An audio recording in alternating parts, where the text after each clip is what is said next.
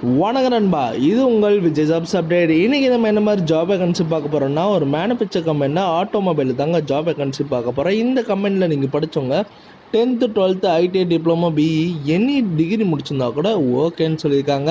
இந்த ஜாபுக்கு எவ்வளோ சேலரி கொடுக்குறாங்கன்னா, டேக் ஹோம்னே உங்களுக்கு 15,000 ரூபா கொடுக்குறாங்க.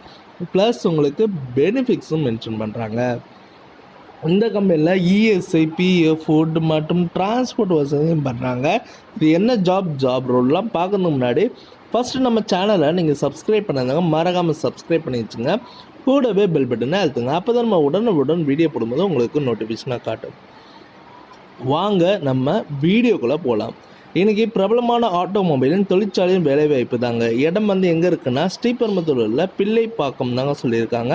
உங்களுக்காண்டி குவாலிஃபிகேஷன் இன்ஸ்பெக்டரில் ரோலில் தாங்க ஜாப் ரோலில் எடுத்துகிட்டு இருக்காங்க.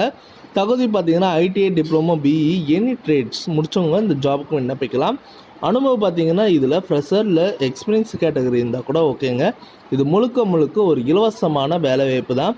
ஜென்ரல் ஷிஃப்ட்டும் இருக்குங்க. நீங்கள் ஜென்ரல் ஷிஃப்ட்டு தாங்க இது பண்ணிக்கிட்டு இருக்க போகிறீங்க. சம்பளம் பொறுத்த வரைக்கும் டேக் ஹோம்னே 15,000 ரூபாய் உங்களுக்கு சிடிசியில் மென்ஷன் பண்ணுறாங்க. மேலும் பார்த்தீங்கன்னா இஎஸ்ஐ, பிஎஃப், ஃபுட் அண்டு பார்த்தீங்கன்னா உங்களுக்கு டிரான்ஸ்போர்ட் வசதியும் உண்டுன்னு மென்ஷன் பண்ணியிருக்காங்க. இடம் எங்கெங்கே உங்களுக்கு டிரான்ஸ்போர்ட்னா ஸ்ரீபெரும்பூர், தாம்பரம், படப்பை, முடிச்சூர், மன்னிவாக்கம் தாங்க சொல்லியிருக்காங்க. உங்களுக்காண்டி வயது வரம் பார்த்தீங்கன்னா 19லேருந்து 30க்குள்ளே கேட்குறாங்க. இந்த ஜாபுக்கு ஆண்கள் மட்டும்தாங்க அப்ளை பண்ண முடியும். உங்களுக்கு வேறு ஏதாவது சந்தேகமாக இருந்ததுன்னா கான்டாக்ட் நம்பர் கொடுத்துருக்கேன். நீங்கள் கால் பண்ணி டீட்டெயிலாக கூட இந்த ஜாபுக்கு கேட்டுட்டு அப்ளை பண்ணுங்கள்.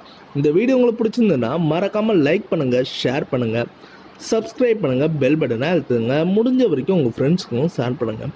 உங்களால் பயனுள்ள இருந்ததுன்னா அவங்களுக்கும் யூஸ்ஃபுல்லாக இருக்கும் நண்பா. ஓகே நண்பா.